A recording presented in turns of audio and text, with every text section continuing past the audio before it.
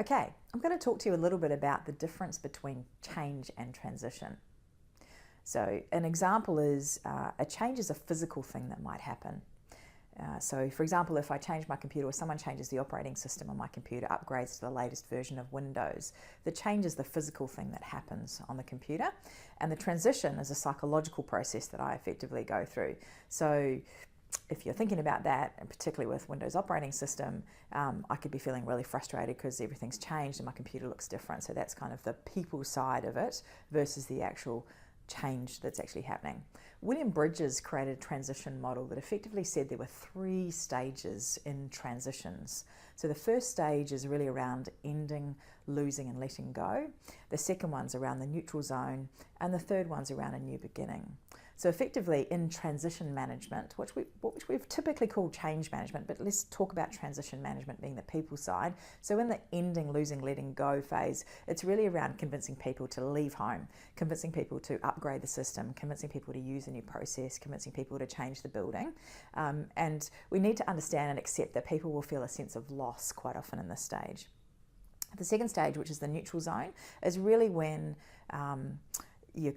everything's in flux, right? So nothing's a given anymore. So particularly if you're changing the organisation quite fundamentally, or maybe there's a new leadership team or something like that. So anything could happen in that neutral zone, right? So sometimes it could be really great to be in the neutral zone because it's like opportunities and things like that, and sometimes it could feel a bit dangerous and scary to be in that neutral zone depending on the situation that you're in. And then thirdly, we have the new beginning phase, which is really around, okay, so I'm in a new beginning, hopefully it's exciting, I understand why I'm here, and when you're working with people trying to get them into this new beginning phase, you're talking about communicating a vision and making them excited and making sure people are really clear on their role and their place in that.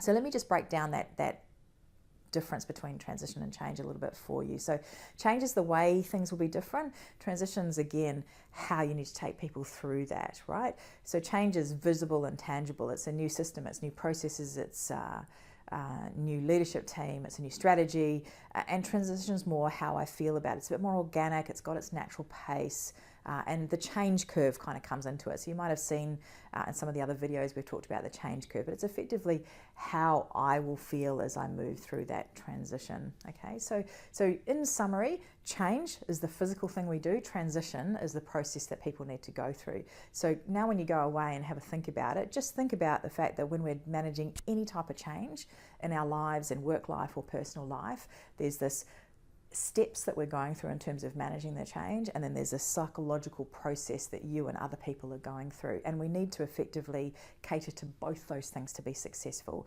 So I need to be able to make sure people are really clear on the steps we're going through, and I need to understand that people are going through a psychological process that I need to help them through to get them to a place of feeling really good about that change. Thanks.